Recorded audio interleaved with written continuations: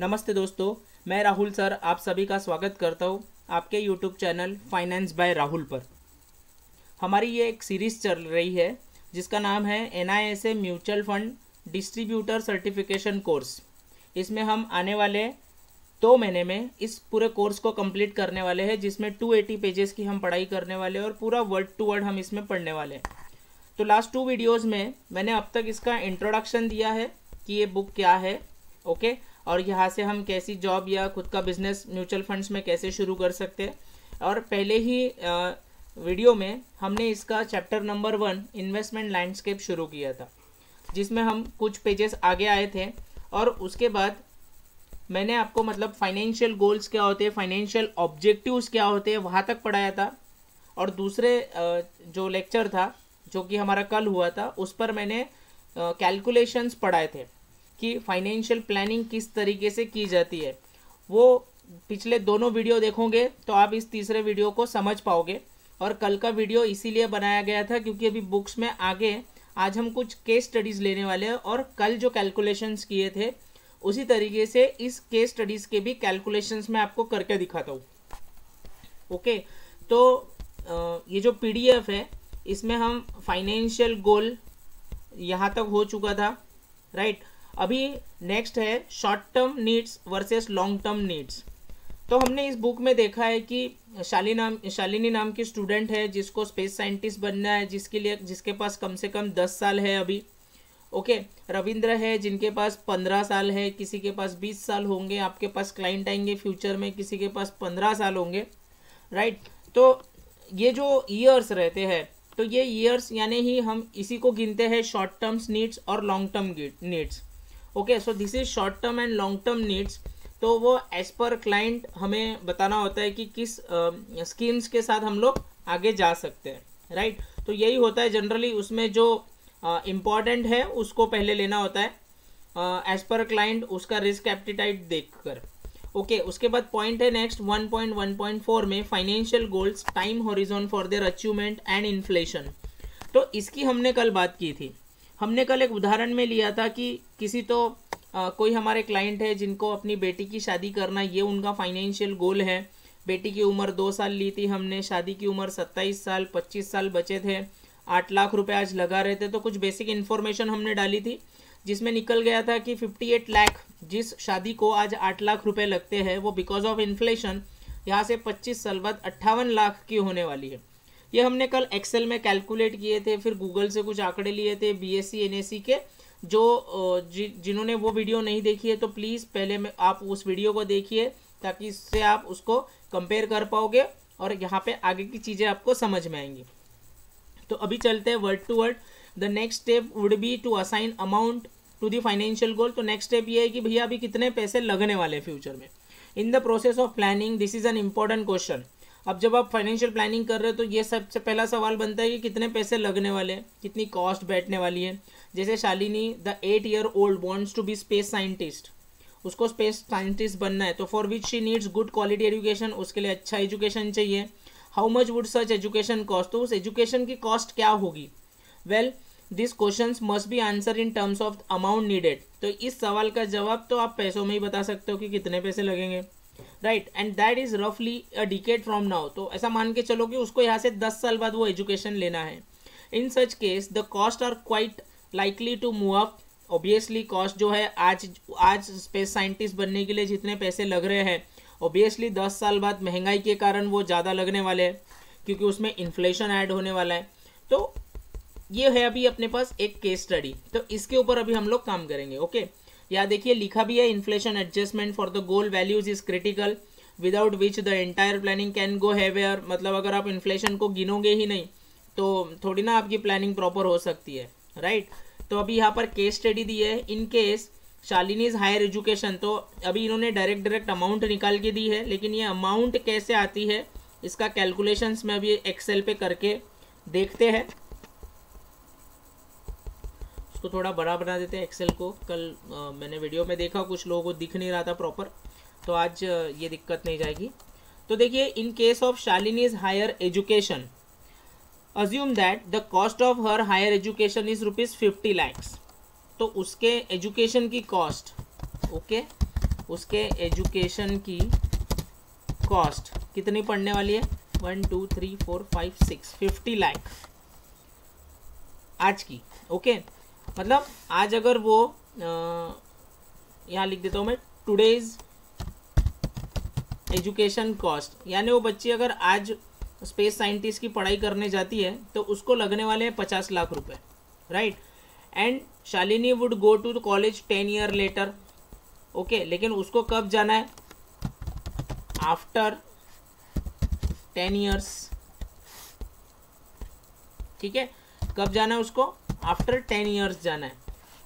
चलिए मान के चलते हैं। और याद दिया है if the inflation is in college fees is expected to be 8%, और हम मान के चलते हैं इन्फ्लेशन, कल मैंने इसको विस्तार में पढ़ाया, आप कल का वीडियो देखोगे तो आसानी से इसे कंपेयर कर पाओगे। इन्फ्लेशन है 8%, तो भैया आज उसको पढ़ने के लिए 50 लाख रुपए लग रहे हैं। 10 साल बाद महंगाई के कारण कितने पैसे लगने वाले ये हम कैलकुलेट करेंगे। यहाँ इन्होंने निकाल के दिया है 1,07,94,625। तो ये एक्सेल में कुछ नहीं होता है कि फ्यूचर कॉस्ट हम निकालेंगे। इसमें लगता है एफ का फॉर्मूला,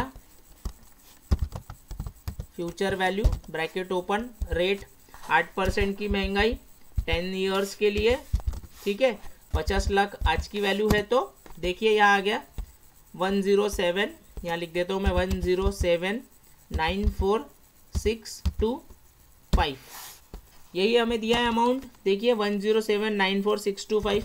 तो इस तरीके से फ्यूचर कॉस्ट कैलकुलेट की जाती है। So this is the case study कि अगर शालिनी को आज 50 लाख रुपए लग रहे हैं तो 10 साल बाद इसी एजुकेशन को करने के लिए उसे 1,07,94,000 यानी 1,08,00,000 के करीब लगने वाला है। ठीक है, तो आगे क्या लिखा है इसमें, there are too many assumptions involved here. The course Shalini would pursue the cost of the education, inflation. However, one need to start with some assumptions to plan properly, else the parents may plan to accumulate. अभी ये अगर करना है तो properly plan करना पड़ेगा parents को, right. तो उसके लिए भी मैंने कल कैलकुलेशंस करके दिखाया था। अगर आप चाहते हो तो हम इसमें भी अभी करके दिखा सकते हैं। ओके, उसने आज कितने पैसे लगाने चाहिए, ईयर मतलब वन शॉट कितने पैसे लगाने चाहिए, या फिर ईयरली उसको कितने पैसे लगाने चाहिए, या मंथली कितने पैसे लगेंगे, ये सब हम कैलकुलेट यहाँ पर आसानी से कर सकते हैं। ओके, जो कि कल की वीडियो में पढ़ाया था, आप देखिए उसको। आगे कुछ केस स्टडीज़ है, इसको लेते हैं हम लोग। यहाँ लिखा है कि as mention earlier, inflation has a long term impact, inflation का एक लंबा इम्पैक्ट होता है। Hence while planning for funding of the long term goals one must consider inflation. जब हमें कोई लंबा हमारा जो बड़ा गोल है उसको अचीव करना है तो बिल्कुल इन्फ्लेशन लेना ही होता है उसमें। On the other hand the immediate term, the near term goal may not have a big impact due to change in price. अभी मैं खुद की बात करूँ तो बचपन में हम लोग 10 रुपये में बहुत सारी चीज़ें आती थी, आज 10 रुपये में कुछ भी नहीं आता। Okay, so as mention earlier, inflations in the rise in price of various product and services consume in the inflation is 6% per annum. The household expenses would be higher a year later in comparison to today's cost of living in a family. Monthly expenses 30,000. तो वो क्या बोल रहे हैं कि एक family है जिनका मंथली एक्सपेंसेस 30,000 रुपये है करंटली।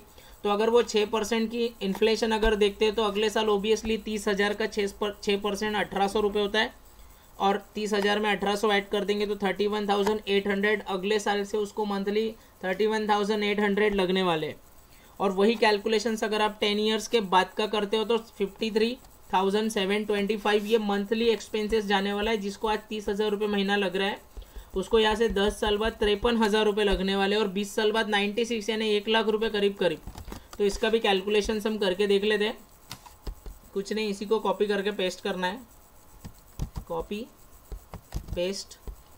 यहाँ पर है मंथली एक्सपेंसेस, ठीक है, monthly expenses, sorry spelling mistake हो गया। मंथली एक्सपेंसेस कितना है उसका, 30,000। ओके, आफ्टर 10 ईयर्स इन्फ्लेशन उसने 6% पकड़ा है, तो देखिए आ गया 53,725। या देख पा रहे हो 53,725 आफ्टर 10 ईयर्स। बस 20 ईयर्स कर देंगे यहाँ पर तो 96 आ जाएगा। देखिए 96 214 यहाँ पर दिया है बुक में हमें 96,214 after 20 years. So this is the calculations. और अगर आप इस कैलकुलेशंस के हिसाब से बैठोगे, क्लाइंट को समझाओगे, तो आपको प्रॉपर वो लोग सुनेंगे और इन्वेस्ट भी करेंगे via you. So there is a one thing common in all these financial goals, a mismatch of cash flows।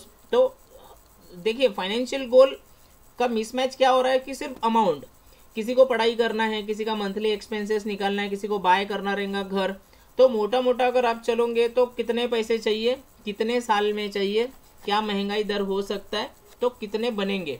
Simple calculations है। अगर आपको फिर भी नहीं समझा होगा तो आप मुझे कमेंट करिए, ठीक है, हम किसी दिन लाइव क्लास लेकर इसको क्लियर कर देंगे। नाउ नेक्स्ट पॉइंट है सेविंग और investment. So before taking a look at various investment options available for an investor, some important question is to be tackled to the two word savings and investments. अच्छा, savings और investments में क्या difference है? देखिए, अगर मेरे पैसे किसी बैंक में रखे हैं, एफडी में रखे, so this is saving. RD में रखे, सेविंग। सेविंग अकाउंट में रखे, करंट अकाउंट में रखेंगे, so it's a part of saving. और जब मैं इस पैसों को बैंक से निकाल कर स्टॉक मार्केट की दुनिया में लाता हूँ, म्यूचुअल फंड में निवेश करता हूँ, या किसी भी कैश मार्केट में, इक्विटी बाजार में इस पैसों को इन्वेस्ट करता हूँ, सो दैट इज इन्वेस्टमेंट। तो ये डिफरेंस है सेविंग्स और इन्वेस्टमेंट्स का। If there are different things which is better, saving और investment, such clarification is warranted since many individual. अभी आप मुझे बताइए कि इसमें सेविंग्स सही है या इन्वेस्टमेंट सही है। देखिए, जो आपके पैसे बैंक में रखे हैं वो 6% एफडी 5% से बढ़ना है, और इन्फ्लेशन अगर 8% से बढ़ रहा है, तो आज अगर हम 100 रुपये बैंक में एफडी करते हैं 5% से, तो अगले साल बैंक हमें 105 रुपये देगा। लेकिन आज 100 रुपये की चीज़ महंगाई के कारण अगले साल 108 रुपये में मिलने वाली है। तो जो सेविंग्स में हमारे पैसे रखे वो कहीं ना कहीं धीरे धीरे इन्फ्लेशन उसको खा रहा है, और इन्फ्लेशन हमारे पैसों को कहीं ना कहीं कम कर रहा है। So always investment is better than saving. But बहुत सारे क्लाइंट्स ऐसे हैं जो इन्वेस्टमेंट से घबराते हैं, तो वही हमें करना है कि प्रॉपर इसकी पढ़ाई करके हमें प्रॉपर स्टॉक मार्केट का, म्यूचुअल फंड्स का नॉलेज लेकर, ओके, कुछ केस स्टडीज़ पढ़ के हम प्रॉपर अगर इन्वेस्टमेंट्स की गाइड करते हैं इन्वेस्टर्स को, तो बिल्कुल उनके पैसे बनेंगे। मेरे बन रहे हैं, लोगों के बन रहे हैं। मैंने जिन जिन लोगों के म्यूचुअल फंड्स में पैसे लगाए हैं, 4 साल पहले 4,000 रुपये महीने से जो डाल रहे हैं, उनके अब तक 2 लाख रुपए का इन्वेस्टमेंट 5.5 लाख 6 लाख रुपए तक जा चुका है। बहुत ही नॉर्मल छोटे इन्वेस्टर्स हैं मेरे, बट पैसा बन रहा है यहाँ पर, right. So investments is always good अगर आप पढ़ाई करके करते हो। आप अगर आपका क्लाइंट पढ़ाई नहीं कर सकता, इसीलिए हम यहाँ पर पढ़ाई कर रहे हैं म्यूचुअल फंड्स की। Okay now factor to evaluate investments. तो कुछ फैक्टर्स है जो इन्वेस्टमेंट्स को इवेल्युएट करते कि भैया इन्वेस्टमेंट्स कैसे होने चाहिए।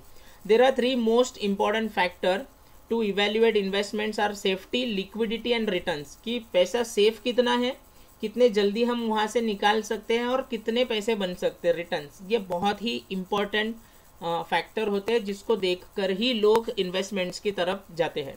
इन addition to this there are few more parameters. उसके बाद कुछ और पैरामीटर्स होते हैं like convenience.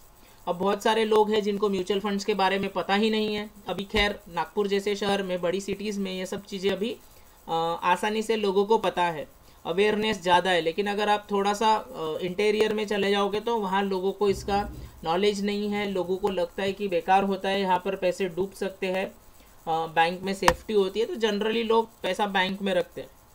Okay, ticket size, taxability of earning, क्या हम म्यूचुअल फंड्स में इन्वेस्ट करेंगे तो टैक्स लगेगा क्या, टैक्स डिडक्शन, तो ये सारी चीज़ें फैक्टर करती है एक इन्वेस्टर्स को इन्वेस्ट करने के लिए। ओके, सो इसमें कुछ 2-3 पॉइंट्स आज ले लेंगे, अदरवाइज वीडियो जो है वो काफ़ी बड़ा हो जाएगा, राइट। तो हम सेफ्टी, लिक्विडिटी, रिटर्न्स तक लेते हैं, और उसके बाद हम कल से रिटर्न्स के बाद लेंगे। Okay, so this begins with the safety of capital invested. However, one could stretch that to also include the degree of surety of income from investment. In order to understand the safety of an investment is an important to understand the risk involved, right? हम जहाँ भी mutual funds में बोलो या stock market में हम जहाँ भी पैसे लगा रहे हैं, या रियल इस्टेट में बोलो या कहीं भी जहाँ पर भी हम लगा रहे हैं, वहाँ सेफ्टी बहुत मैटर करता है। कम से कम हमारा लगाया हुआ पैसा तो सेफ होना ही चाहिए। ओके, सो म्यूचुअल फंड्स के अगर हम एडवांटेजेस आगे पढ़ेंगे तो आपको ये आइडिया आ जाएगा कि म्यूचुअल फंड्स कितना सेफ है। बस आप 1 to 1 पूरे बैच मतलब पूरे क्लास अटेंड करिए तो आपको समझ में आएगा। सो safety the point number 1। Point number 2 is liquidity. अभी म्यूचुअल फंड्स में अगर हम लोग इन्वेस्ट करते हैं और अगर हम लोग रियल इस्टेट में इन्वेस्ट करते हैं या हम लोग RD FD में इन्वेस्ट करते हैं, सो लिक्विडिटी, अगर लिक्विडिटी की बात करेंगे हम लोग तो म्यूचुअल फंड्स में हम रियल इस्टेट में हम पैसे डाल सकते हैं जल्दी, लेकिन निकालते वक्त बहुत दिक्कत होती है। आप तुरंत प्रॉपर्टी या प्लॉट या एसेट्स तुरंत बेच के बाहर नहीं आ सकते, उसको एक समय लगता है, राइट। और बल्क अमाउंट रहती है तो लोग उसमें हाथ नहीं डालते। दूसरी बात, RD FD ओके, आप बैंक में जाओ तुरंत मिल जाते हैं, लेकिन वहाँ पे रिटर्न्स नहीं है। तीसरा है, अगर आप म्यूचुअल फंड्स की हम लोग बात करेंगे, कल मैंने आपको सारी चीज़ें कैलकुलेट करके दिखाई है, तो म्यूचुअल फंड इतना फ्लेक्सिबल होता है, हम जब चाहे तब उसमें पैसे डाल सकते हैं। कुछ नहीं होता है, हमें एक SIP करके प्लान होता है, सिस्टमैटिक इन्वेस्टमेंट प्लान, जिसमें हर महीने हम एक डेट डिसाइड करते हैं, एक अमाउंट डिसाइड करते हैं। जैसे समझ लीजिए मैं 1000 रुपये की SIP बना रहा हूँ, हर 5 तारीख को लगने वाली, तो हर 5 तारीख को 1000 रुपये आपके mutual funds via stock market में चले जाएंगे। फंड मैनेजर होता है जो उसकी पढ़ाई करके उन पैसों को लगाता है, राइट, हर महीने। अभी किसी महीने पैसे नहीं है तो आप मत रखो पैसे अकाउंट में, कोई दिक्कत नहीं है, ओके, इसके लिए आपको कोई एक्स्ट्रा चार्ज नहीं लगता। अगर आपके पैसे बन गए, 1-1.5 लाख रुपए जमा हो गए, 10,000, 15,000, 5,000, कुछ भी पैसे जमा है, आपको विड्रॉल करना है, बस आपको एक बटन क्लिक करना है, एप्लीकेशंस आती है सबकी, अगले दिन आपके अकाउंट में पैसे, पहले T+2 था, अभी T+1 हो गया जहाँ तक, तो लिक्विडिटी प्रॉब्लम्स नहीं है। तो liquidity means the things which is easily converted into cash, कोई भी ऐसी चीज़, कोई भी ऐसा इन्वेस्टमेंट जो कैश में ईजिली कन्वर्टेड हो जाता है, ओके। नाउ रिटर्न, अभी अगर आप म्यूचुअल फंड्स के इतनी सारी AMCs है, ICICI mutual fund, axis mutual fund, SBI mutual fund, सारे म्यूचुअल फंड हाउसेस, सारे एसेट मैनेजमेंट कंपनीज, इक्विटीज़ में अगर आप देखोगे तो बहुत अच्छा परफॉर्म कर रहे हैं, काफ़ी अच्छा रिटर्न है। कल तो हमने कैलकुलेशंस में 14% लिया और मैंने बताया भी था कि 48% तक भी रिटर्न्स मिल रहे हैं, तो रिटर्न्स तो यहाँ है, ओके। सो रिटर्न्स ये एक किसी भी इन्वेस्टर्स को बहुत ही अट्रैक्ट करता है उस एरिया में इन्वेस्ट करने के लिए। सो रिटर्न्स ये बहुत ही बढ़िया फैक्टर है इन्वेस्टमेंट्स का, ओके। तो माय डियर